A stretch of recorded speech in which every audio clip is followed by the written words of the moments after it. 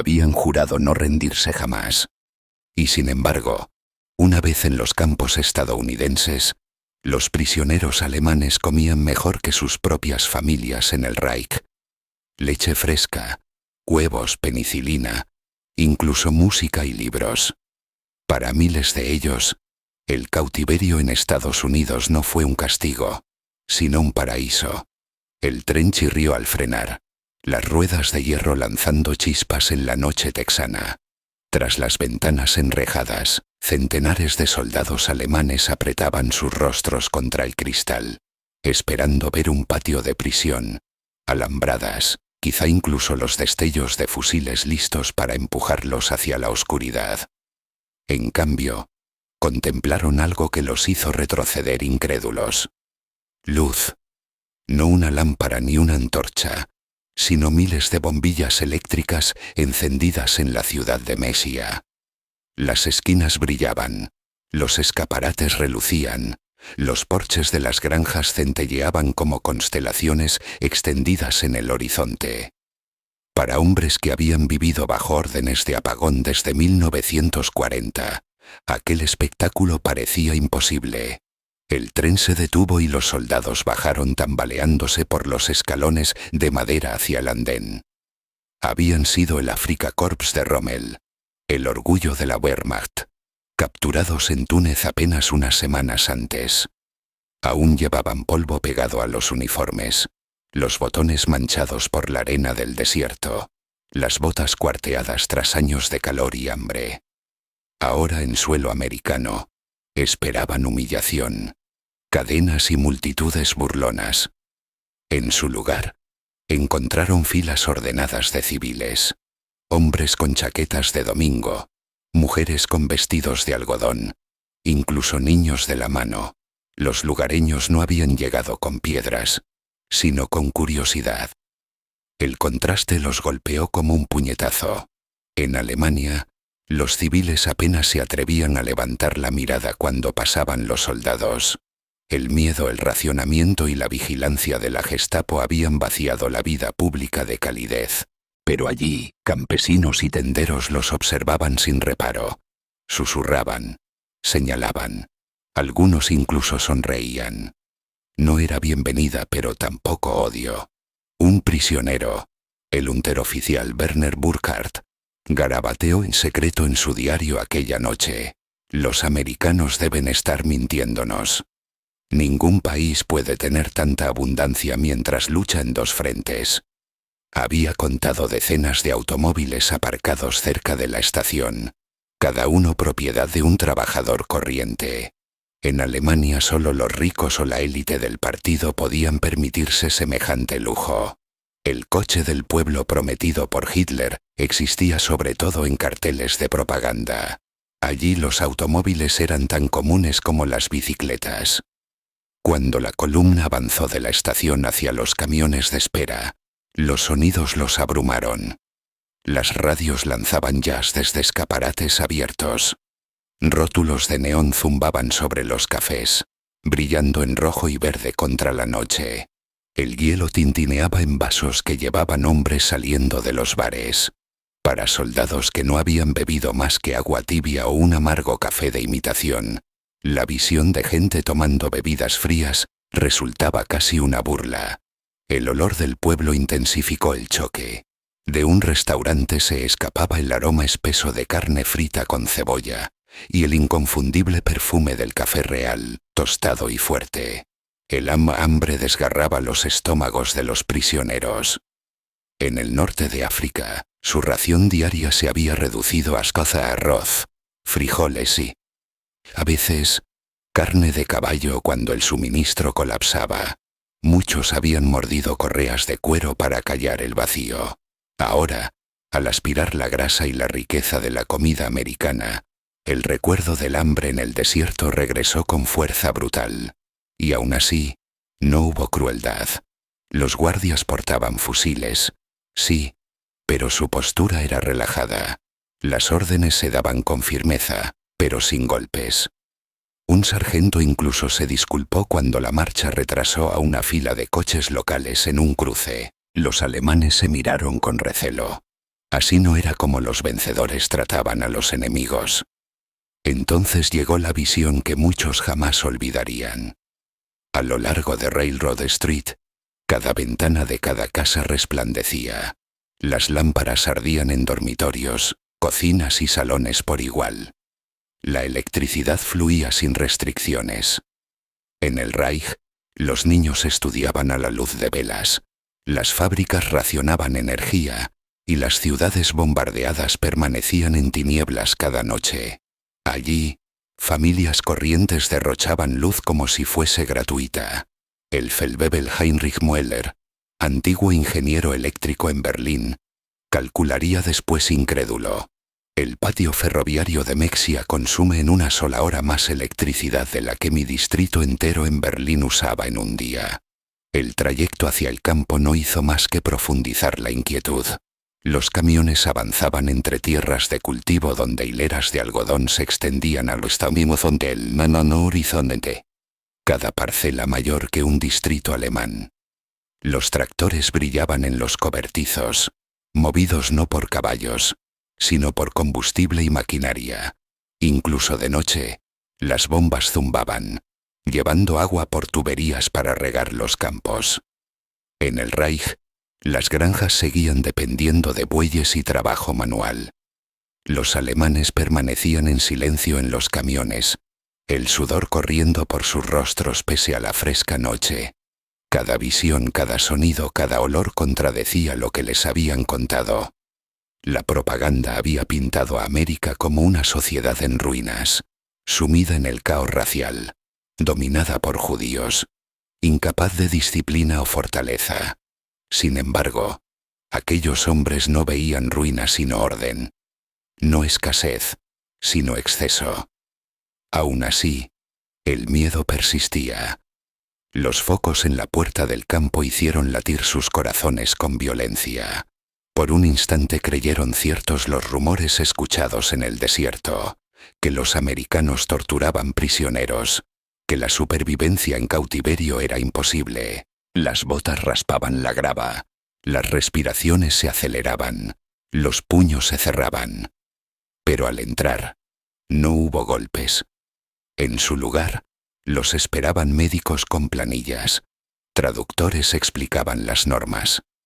La noche tejana con sus lámparas resplandecientes y sus restaurantes donde repiqueteaba la vajilla, quedó atrás. Pero los prisioneros llevaban el sobresalto muy adentro.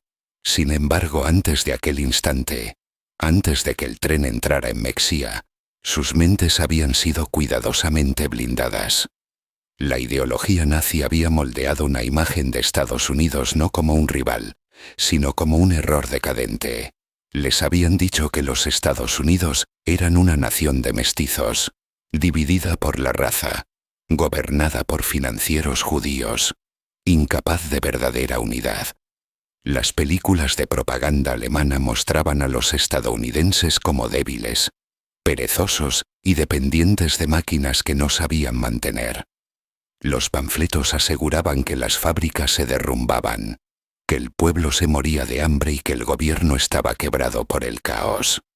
Por encima de todo, a cada soldado se le advertía: si caía prisionero, sufriría humillación, hambre o muerte a manos del enemigo.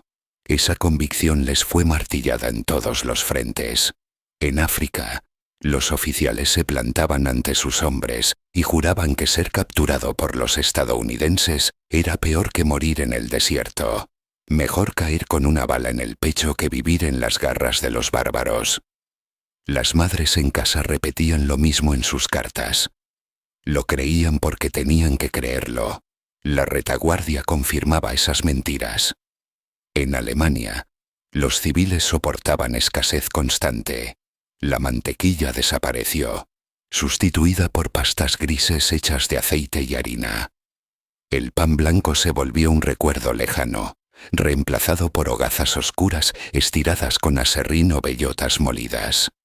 La carne aparecía rara vez, racionada en láminas, a menudo no más de 200 gramos por semana. Los huevos eran un lujo, la fruta un rumor. Luego estaba la oscuridad. Desde 1940, Cortinas de apagón habían sellado cada ventana. Bastaba la llama de una sola vela para acarrear castigos y la patrulla la veía. Las ciudades, antaño encendidas por farolas y rótulos de café, se convirtieron en sombras silenciosas tras el anochecer. Los niños crecieron temiendo a la oscuridad, con noches interrumpidas solo por el aullido de las sirenas o el estruendo de las bombas. Sobre ese telón de fondo, la imagen de América pintada por el partido resultaba extrañamente reconfortante. Les decían que el enemigo también sufría. Los carteles anunciaban que las ciudades estadounidenses yacían en ruinas por huelgas y disturbios. Los periódicos afirmaban que el pueblo estadounidense se moría de hambre mientras sus dirigentes corruptos lo obligaban a librar guerras en el extranjero. No era solo propaganda, era supervivencia para la moral alemana. Pero la ilusión tenía grietas.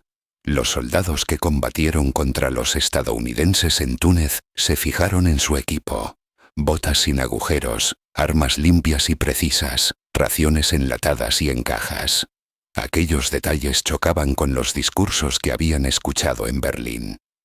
Aún así, el sistema de creencias se mantenía, reforzado por el miedo.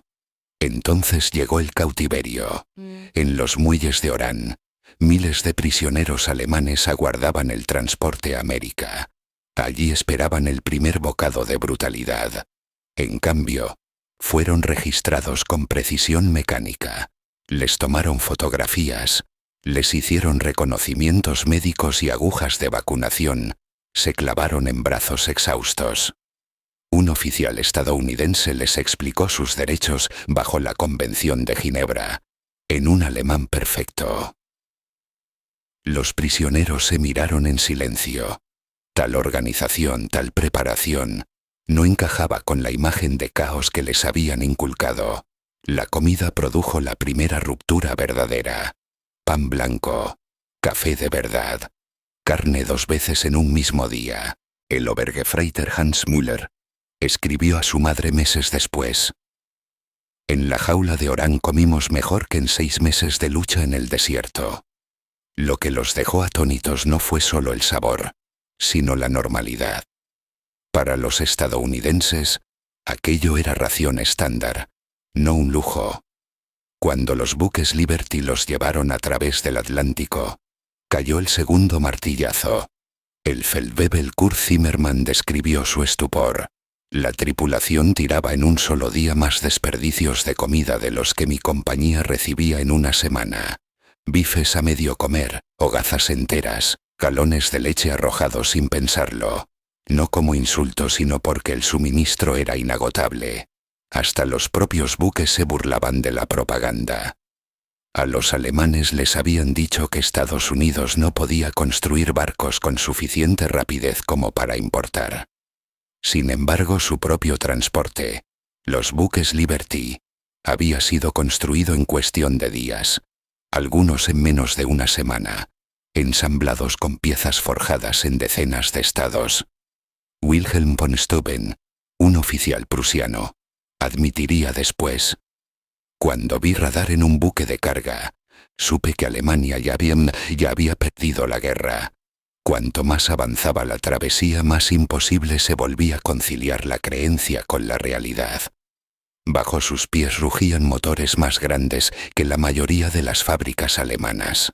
A su alrededor trabajaban tripulaciones que comían comida fresca, fumaban cigarrillos de verdad y se quejaban con displicencia de sus comidas. Mientras tanto, los prisioneros recordaban roer mendrugos en África, con los vientres vacíos y los uniformes pudriéndose. Paso a paso, el escudo ideológico se resquebrajó. Si América estaba tan dividida, ¿por qué su maquinaria funcionaba con tanta precisión? Si el pueblo se moría de hambre, ¿por qué los marineros tiraban pan a canastas? Si el enemigo era débil, ¿cómo cruzaban océanos con flotas más grandes que toda la marina alemana? El derrumbe aún no había llegado, pero las semillas ya estaban plantadas. La duda crecía en silencio, propagándose en susurros entre literas, en el buque que se mecía. Les habían dicho que América estaba al borde del colapso. Empezaban a sospechar, en cambio, que era Alemania la que se asomaba al abismo. Cuando las divisiones capturadas llegaron a Orán, sus cuerpos estaban demacrados, los uniformes manchados de sudor y polvo, los ojos vacíos tras semanas de derrota. Avanzaron arrastrando los pies hacia los campos de retención, convencidos de que serían tratados como animales. Sin embargo, el primer sobresalto no vino de golpes ni de castigos, sino de calderas humeantes. Los estadounidenses los formaron en fila y les repartieron comida. Pan blanco, blando, de aroma dulce, tan distinto a las pesadas hogazas negras estiradas con aserrín en Alemania.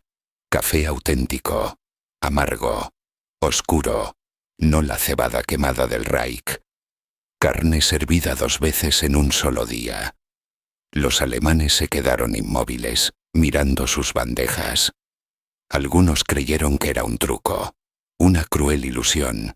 Solo después de ver a guardias y cocineros comer lo mismo se atrevieron a llevarse el tenedor a la boca. El sabor los atravesó como un rayo. Tras meses masticando habas secas y galletas mohosas en el desierto, ahora la grasa les cubría la lengua y el café les bajaba por la garganta con un calor embriagador.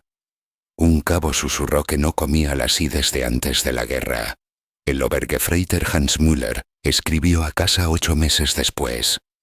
En Orán, los americanos nos alimentaron mejor que en 6 meses en África. Sus palabras, que lograron pasar a escondidas la censura, revelaban no solo gratitud, sino incredulidad. Fue la primera vez que muchos admitieron en silencio que la propaganda podía ser mentira. Cuando llegaron los buques Liberty, cayó el siguiente golpe. Los prisioneros subieron a bordo esperando mugre, quizá cadenas de hierro, tal vez raciones de hambre. En su lugar, encontraron pasillos de acero vibrando con electricidad, literas cubiertas con sábanas limpias y cocinas que parecían inagotables. En cubierta, los marineros fumaban con despreocupación, arrojando colillas al mar sin dudar. Entonces llegó la visión que destrozó su orgullo.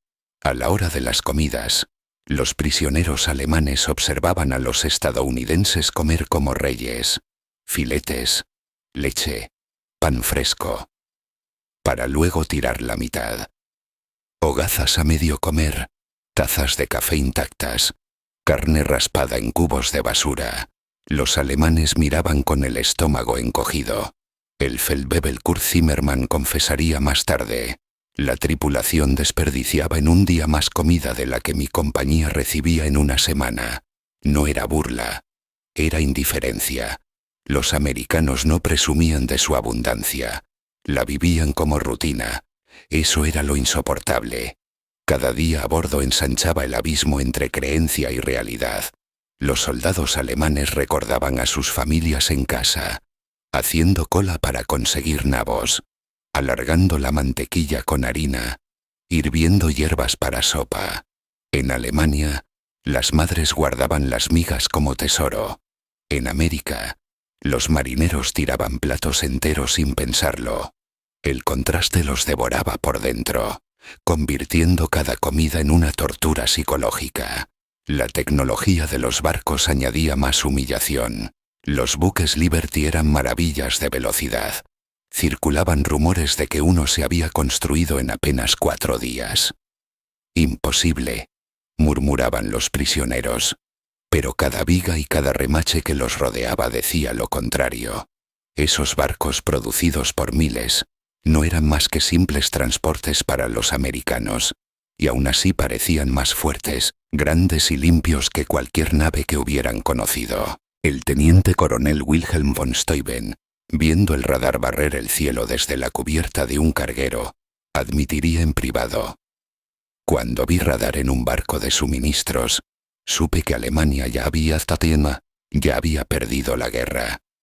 Esa tecnología, aún escasa incluso en los buques de guerra alemanes, se instalaba sin ceremonia en naves mercantes.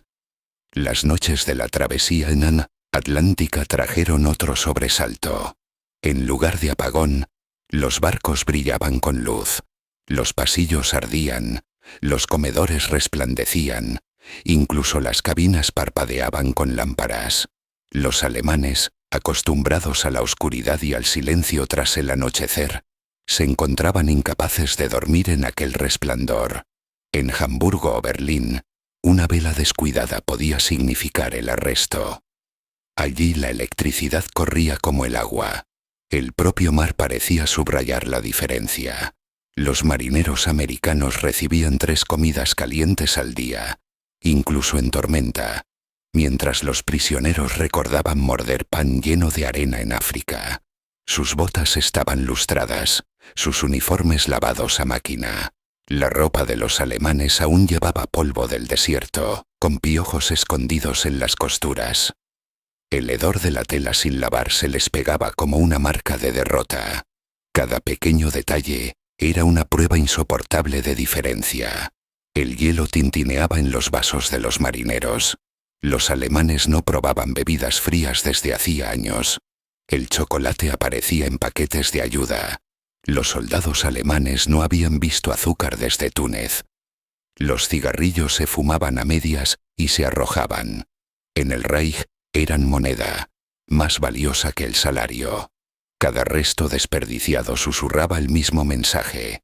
La abundancia aquí era normal, la escasez en Alemania, eterna.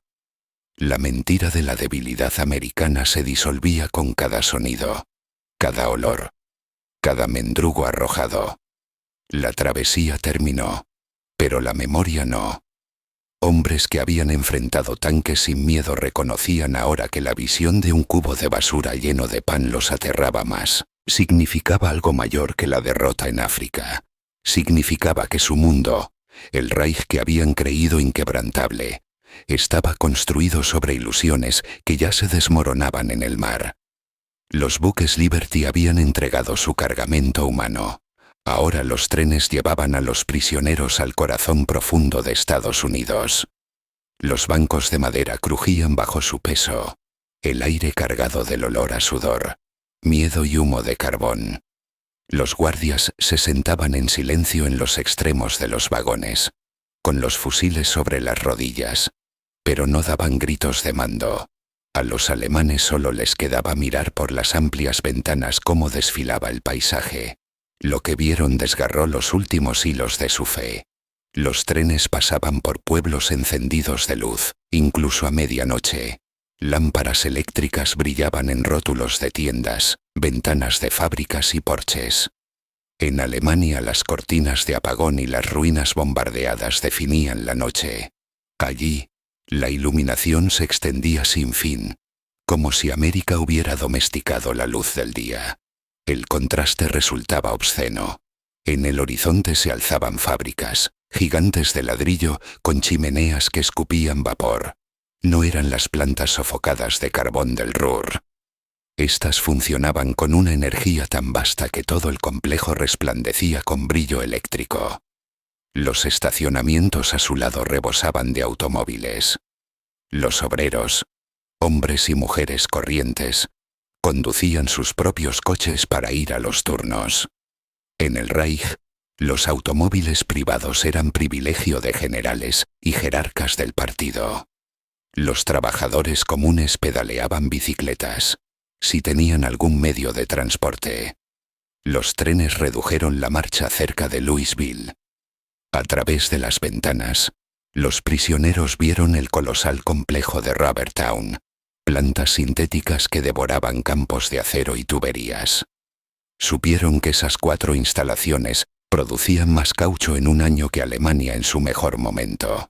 El Oberleutnant Erich Hoffmann, antiguo químico de IG Farben, susurró a un compañero cautivo: cada una de estas plantas es más avanzada que todo lo que construimos. Y hay docenas más. Cuanto más avanzaban hacia el oeste, más asombrosas eran las visiones. Pasaron frente a la planta de aluminio de Alcoa en Tennessee, extendida 3 millas a lo largo de un río, sus hornos brillando rojos contra la noche. El calor que subía de las chimeneas traía y el sabor metálico del mineral fundido. Los guardias explicaron con indiferencia que aquella planta consumía más electricidad que Múnich. Los alemanes guardaron silencio, incapaces de responder. Entonces llegó la revelación que destrozó por completo el orgullo. A las afueras de Detroit, los trenes traqueteaban junto a la planta Willow Run de Ford.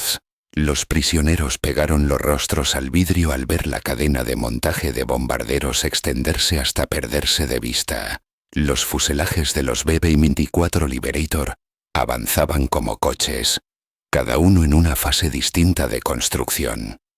Los guardias explicaron que un bombardero salía terminado de la fábrica cada 63 minutos. El Gefreiter Johann Weber, antiguo obrero de fábrica en el Ruhr, escribiría más tarde: «Contamos 17 bombarderos en construcción, visibles desde el tren. Nos dijeron que esta era solo una planta entre cientos. Fue entonces cuando supe que nuestra causa era inútil. La sobrecarga sensorial era abrumadora. El estrépito de la maquinaria se colaba por las puertas abiertas. Las chispas de las soldaduras centelleaban como relámpagos en la oscuridad. El olor de aceite y metal ardiente se mezclaba con el aroma dulce de los puestos de comida cercanos, donde los obreros comían hamburguesas y bebían Coca-Cola en sus descansos.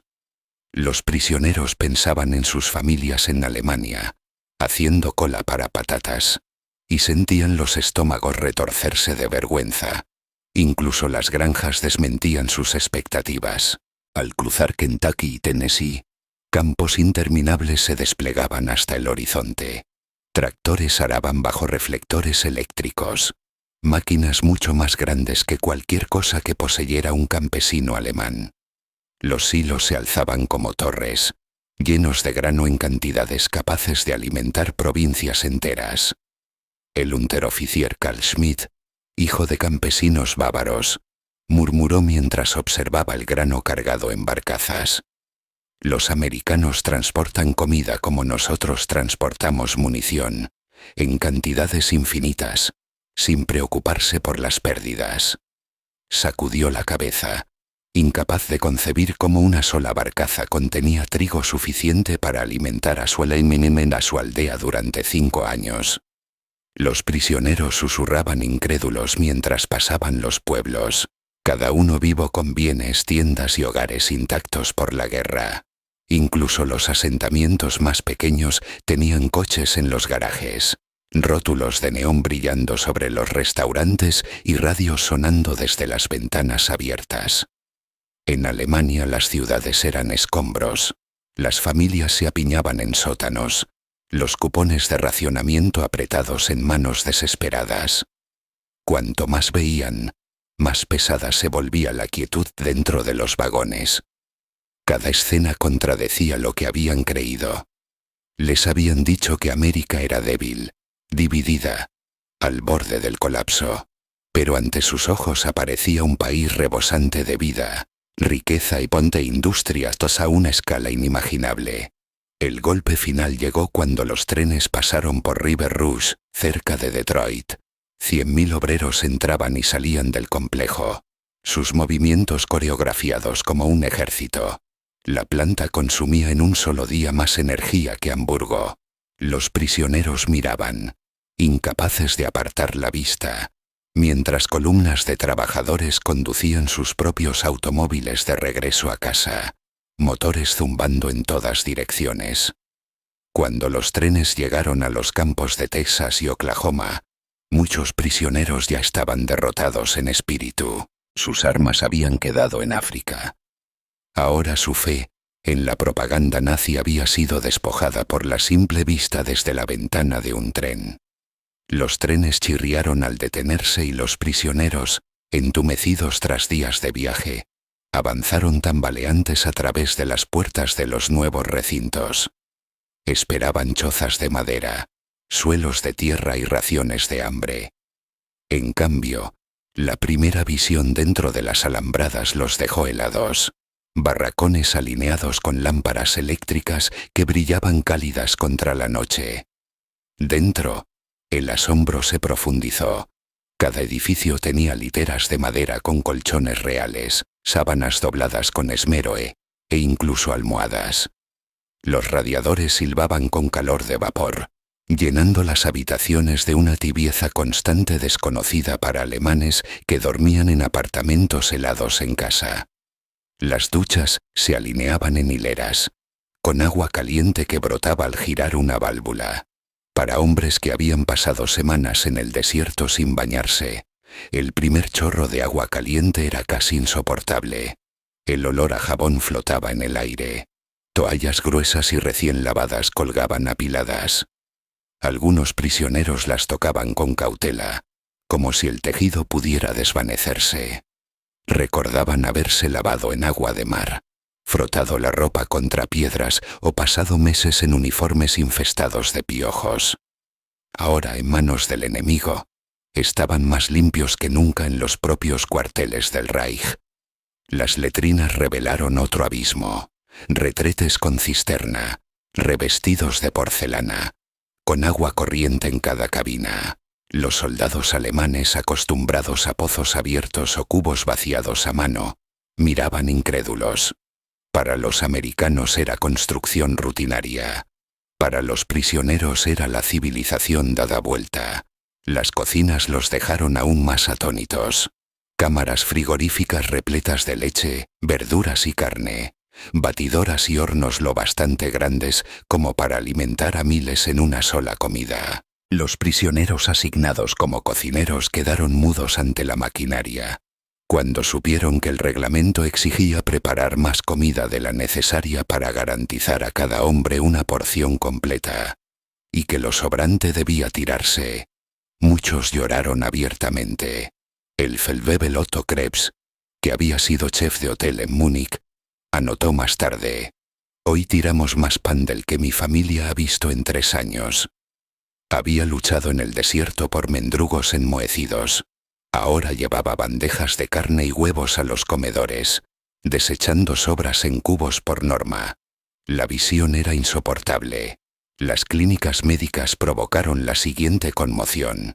Máquinas de rayos X zumbaban en salas blancas y limpias. Instrumental quirúrgico brillaba bajo bombillas eléctricas. Estanterías llenas de frascos de penicilina, sulfa y morfina, suministros que los alemanes solo conocían de oídas. El doctor Friedrich Bauer, un cirujano de campaña capturado, confesó después que la clínica de un campo americano superaba a la mayoría de los hospitales alemanes. Soldados que esperaban ser dejados a su suerte vieron sus heridas limpiadas y vendadas por médicos. Cortes infectados sanaban en días en lugar de matar en semanas. Los prisioneros sentían el peso de la comparación constantemente. En Alemania las familias servían hierbas para sopa. Los hospitales racionaban incluso la aspirina y los piojos infestaban los barracones. Allí, tras el alambre, recibían leche a diario, carne con frecuencia, verduras variadas, medicinas en abundancia. Era el cautiverio lo que les ofrecía vida, mientras la libertad en casa significaba hambre. El desgaste psicológico crecía cada día. Los guardias aplicaban las normas de Ginebra con precisión mecánica. Las palizas y castigos arbitrarios, comunes en los campos alemanes, estaban ausentes allí. Los prisioneros podían escribir cartas, recibir paquetes e incluso leer periódicos del campo impresos en alemán. Lo que más los desconcertaba no era la crueldad, sino el orden. El enemigo cumplía las reglas como si importaran más que la venganza. Y sin embargo el contraste dolía. Noticias de casa se filtraban en las cartas. Bombardeos en Hamburgo, hambre en Berlín, colas interminables para conseguir carbón y pan. Prisioneros que antes juraban lealtad a Hitler susurraban dudas por la noche. Voces apagadas en los barracones oscuros. No podían reconciliar su realidad con la imagen pintada por la propaganda. Un día un oficial alemán observó cómo los guardias americanos comían la misma comida que a los prisioneros. Huevos, leche y pan blanco blando. Su voz se quebró al admitir: Nuestro pueblo mataría por esto, y sin embargo el enemigo nos lo da incluso a nosotros. Cuanto más tiempo permanecían, más insoportables se volvían las comparaciones. La electricidad ardía en cada barracón. El agua fresca corría sin racionamiento. Un periódico del campo publicaba resultados deportivos mientras los civiles alemanes escarbaban entre escombros buscando leña. Incluso el silencio de la noche tenía peso. En Alemania la oscuridad significaba miedo. Bombarderos sobrevolando, sirenas aullando, paredes derrumbándose. En los campos, la noche era quietud, interrumpida solo por el zumbido tenue de los cables eléctricos y el rasgueo ocasional de la armónica de un guardia. Para hombres que habían marchado orgullosos bajo banderas de superioridad, la revelación era devastadora. Vivían mejor como cautivos en América que como hombres libres en el Reich. Y al acostarse en colchones blandos con los estómagos llenos, muchos comprendieron por primera vez que el verdadero derrumbe de su mundo ya había comenzado. Los campos ofrecían comida y orden, pero la mayor revelación llegó cuando los prisioneros fueron autorizados a salir más allá del alambre. A finales de 1943, Estados Unidos enfrentaba una escasez de mano de obra. Los jóvenes estaban en el extranjero, combatiendo en Italia y el Pacífico. Las fábricas y las granjas seguían exigiendo brazos. La solución fue sencilla: poner a los prisioneros alemanes a trabajar. Al principio las órdenes llegaron con miedo. Los hombres esperaban trabajos extenuantes, del tipo que ellos mismos habían impuesto a los prisioneros soviéticos. Cavar trincheras con las manos desnudas, cargar piedras hasta el colapso. En cambio, camiones los llevaron a granjas donde esperaban tractores, motores encendidos y graneros llenos de maquinaria reluciente. El primer día en los campos los dejó sin palabras. Agricultores estadounidenses, muchos ancianos o mujeres con monos de trabajo, manejaban tractores más grandes que todo lo visto en Europa. Arados de acero abrían la tierra como cuchillas, guiados por manos firmes. Bombas eléctricas rociaban agua sobre hectáreas de cultivo. El horizonte mismo parecía granja, extendiéndose sin fin, cada campo rebosante de maíz, algodón o trigo. El olor de la tierra recién arada se elevaba en oleadas, mezclado con la dulzura del heno y la aspereza del humo de diésel. Alemanes que habían crecido en pequeñas parcelas de aldea quedaban atónitos. El Unteroffizier Karl Schmidt, hijo de campesinos bávaros, murmuró con amargura: «En un solo condado americano hay más comida que en toda Baviera». La abundancia no estaba solo en los campos. Durante los descansos, los prisioneros eran escoltados a los pueblos para comprar suministros o recoger raciones. Allí entraban en supermercados, salas enormes con estanterías que llegaban del suelo al techo, repletas de conservas, carne, mantequilla, azúcar, café. Cada pasillo brillaba bajo la luz eléctrica. Las cajas registradoras sonaban con estrépito metálico. Las amas de casa llenaban cestas sin cupones de racionamiento.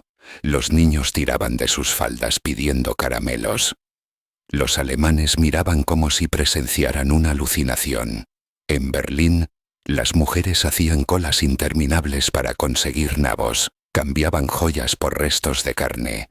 En Stuttgart, los niños peleaban por una corteza de pan duro. Y allí, en la América provinciana, las frutas frescas desbordaban las cajas, las botellas de leche tintineaban en los camiones de reparto, y el azúcar reposaba en sacos, intocado por la escasez. Las fábricas asestaron un segundo golpe. Trasladados a Detroit o Chicago, los prisioneros vieron a mujeres con monos de trabajo soldando acero, remachando alas, ensamblando tanques. El martilleo resonaba, saltaban chispas, la maquinaria rugía. Los trabajadores no eran soldados, sino amas de casa, adolescentes, hombres demasiado mayores para la guerra. Aún así, su producción superaba con creces la mejor de Alemania. El Leutnant Heinrich Krüger, antiguo ingeniero en Essen, Admitiría más tarde: las mujeres americanas construyeron más aviones en un año que nuestras fábricas con todos los esclavos que agotamos hasta la muerte. La realización lo consumía, a él y a muchos más. Todo lo que habían creído sobre la superioridad racial se derrumbaba frente a cintas transportadoras que se movían más rápido de lo que los ojos podían seguir. Cada día fuera del alambre cortaba más hondo. Veían radios en las mesas de cocina, familias reunidas alrededor de música y noticias. En Alemania incluso tener una radio significaba escuchar bajo la amenaza de los censores de propaganda. Allí, los campesinos sintonizaban libremente jazz o partidos de béisbol, la estática vibrando en cada casa. Veían coches estacionados en casi todas las entradas, algunos oxidados por desuso porque había demasiados. En el Reich, la gasolina estaba tan racionada que pueblos enteros compartían 1 o 2 vehículos. El asalto sensorial era incesante. El olor a gasolina por la mañana, pan caliente de panadería, perfume en un escaparate. Los prisioneros no podían escapar de ello. La abundancia flotaba en el aire como una burla constante. Una tarde en Kansas, un destacamento de trabajo observó en silencio atónito cómo la esposa de un granjero vertía medio puchero de café en la tierra porque se había enfriado. Un cabo susurró, con la voz temblorosa: ese desperdicio valía una semana de sueldo en casa. Nadie rió. Las normas de Ginebra permitían a los prisioneros conservar pequeños salarios por su trabajo. Los gastaban en cantinas, comprando caramelos, tabaco, incluso postales. Para muchos, el momento del derrumbe no llegó en las fábricas ni en los campos, sino de pie ante un mostrador comprando chocolate mientras sabían que sus familias pasaban hambre en Hamburgo. Cada nueva visión giraba el cuchillo más adentro. No era propaganda, no era una puesta en escena. Estaba en todas partes. En granjas, en pueblos, en fábricas. América era fuerte no solo en soldados y armas, sino en su vida cotidiana. Para los alemanes ese descubrimiento fue más devastador que la derrota en el campo de batalla. Los campos de cultivo y las cadenas de montaje habían asestado golpes, pero el derrumbe llegó en lugares más silenciosos, en los barracones de noche, en las palabras garabateadas en papel, en el mutismo de hombres que antes gritaban consignas. A finales de 1944, comenzaron a circular cartas y diarios. Los periódicos de los campos, impresos bajo supervisión estadounidense pero redactados en alemán, incluían relatos sobre acontecimientos mundiales, noticias locales e incluso deportes.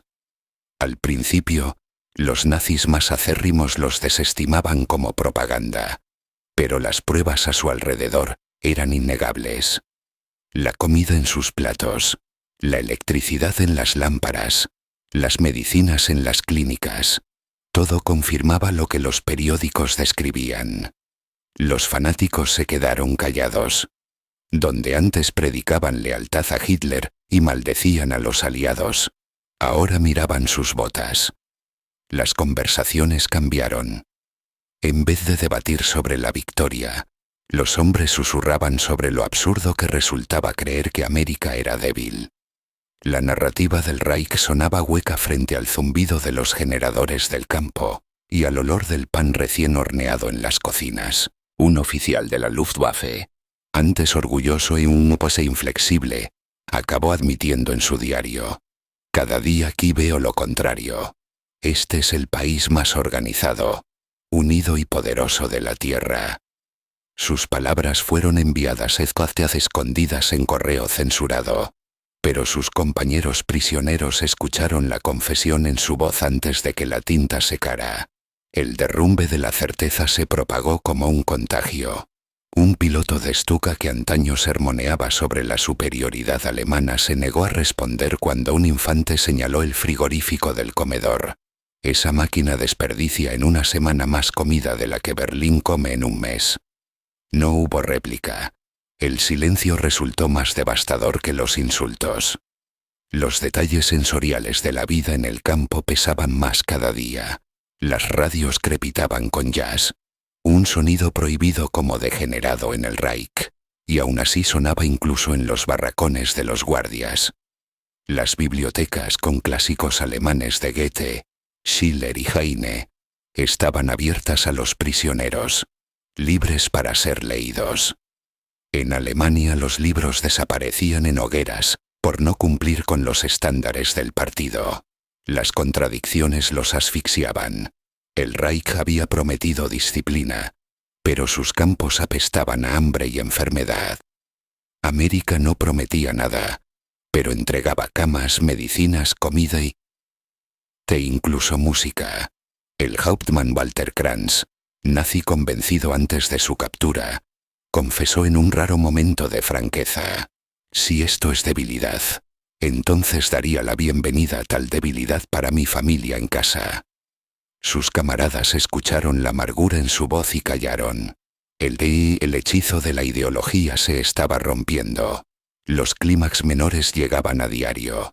Un médico prisionero examinó la penicilina usada por los sanitarios americanos y casi lloró. En Alemania, sus pacientes morían por falta de aspirinas. Un hijo de campesinos vio un granero estadounidense lleno de tractores, mientras su padre en Sajonia araba con bueyes. Un soldado de Hamburgo recibió una carta describiendo ruinas bombardeadas. Luego miró la abundancia en la cocina del campo y sintió una vergüenza más ardiente que la hambre. Cada momento era un cuchillo. Para 1945, la división dentro de los campos era marcada. Los fanáticos aún intentaban imponer disciplina, dibujaban esvásticas en cuadernos o susurraban juramentos al Führer. Pero la mayoría estaba cansada de fingir. Habían visto demasiado. Una nueva frase circulaba en voz baja: no perdimos en África sino aquí. Las cartas a casa se convirtieron en confesiones. Un prisionero escribió a su esposa: somos cautivos, y sin embargo comemos mejor que tú. Ya no puedo comprender este mundo. Otro rogaba a su madre que no creyera la propaganda, diciéndole que el enemigo no era cruel, sino aterrador en su fuerza. Los estadounidenses no necesitaban quebrar a los prisioneros con cadenas. Los frigoríficos, las duchas calientes, las bibliotecas y los campos de maíz hacían el trabajo. La fe se deshilachaba bajo el peso de la abundancia cotidiana. Y así, para muchos soldados alemanes, la verdadera batalla terminó no en las dunas de Túnez ni en las playas de Sicilia, sino dentro de barracones de madera en Texas y Kansas. La guerra se había perdido antes de volver a ver un campo de batalla, perdida ante la revelación de lo que realmente era América. La guerra terminó en silencio.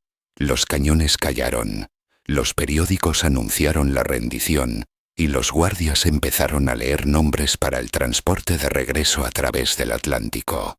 Para la mayoría de los prisioneros, aquel momento no trajo alegría, trajo miedo. Los campos que en otro tiempo habían parecido jaulas se habían convertido para muchos en refugios. Tras el alambre de púas habían comido con regularidad, dormido con calor y recibido atención médica inimaginable. Habían tocado libros prohibidos en Alemania, escuchado música vedada por el Reich y vivido en un mundo donde las normas, no la crueldad, regían la vida diaria. Ahora todo estaba a punto de desaparecer. Las cartas de casa contaban la verdad que temían.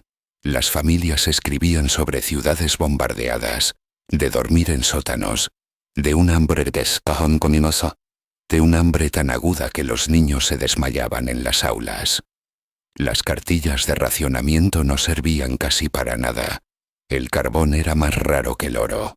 Las esposas relataban cómo buscaban patatas en los campos. Las madres servían ortigas para alargar sopas. Volver a casa significaba adentrarse en ruinas. La comparación era insoportable. En América, el desayuno había sido tocino crujiendo en las sartenes, huevos chisporroteando, leche fría vertida en tazas metálicas. En Alemania, el desayuno eran mendrugos de pan negro, si es que había pan. En América las duchas silbaban con agua caliente interminable. En Alemania las cañerías estaban secas, las bañeras llenas de escombros. En América las noches brillaban con electricidad. En Alemania la oscuridad lo cubría todo, rota apenas por velas temblando contra muros derruidos. Los prisioneros empezaron a susurrar sus temores en voz alta. Vivimos mejor aquí, como cautivos que como hombres libres en Alemania. La frase se extendió de barracón en barracón, repetida como un chiste amargo. Pero no era un chiste, era un hecho. Un soldado escribió en su diario: en Alemania fui un soldado de la raza superior. Aquí soy prisionero. Y sin embargo aquí me tratan más como un ser humano. Esas palabras, llegadas a casa años más tarde, inquietaron a todos los que las leyeron. Algunos prisioneros rogaron a sus guardias lo imposible: quedarse. Se ofrecieron a seguir trabajando en los campos, a continuar en las fábricas, cualquier cosa con tal de evitar el regreso. Las peticiones fueron rechazadas. Las normas de Ginebra exigían la repatriación, pero aquella desesperación revelaba la profundidad de la huella que la experiencia había dejado en ellos. Los últimos días estallaban en pequeños clímax. Los camiones llegaban a las puertas, motores encendidos, mientras los prisioneros apretaban maletas llenas de paquetes de la Cruz Roja y libros impresos en el campo. Algunos se negaban a subir, rompiendo en llanto. Los guardias tenían que persuadirlos con suavidad, recordándoles que sus familias los esperaban. Otros subían en silencio a los vehículos, mirando al suelo, sabiendo que dejaban atrás el confort para entrar en el caos. El viaje de regreso invirtió cada descubrimiento. En los barcos rumbo a Europa, las raciones se redujeron. El espacio se volvió estrecho y el aire volvió a oler a miedo y incertidumbre. El Atlántico se hizo más largo de vuelta. Cada ola los acercaba más a las ruinas. Cuando los barcos atracaron en Le Havre o Bremerhaven, la verdad golpeó con más dureza que cualquier despliegue de riqueza americana. Las ciudades yacían arrasadas. Los puentes colgaban retorcidos. Los niños de rostros hundidos miraban a los hombres que regresaban, vestidos con abrigos repartidos por los americanos. Los prisioneros, antes avergonzados de su cautiverio, ahora se avergonzaban de haber sobrevivido. Durante años después hablaron de los campos con nostalgia. El sabor del tocino, la tibieza de las duchas, la visión de frigoríficos zumbando con comida interminable. Esos recuerdos eran más nítidos que el fuego de los fusiles.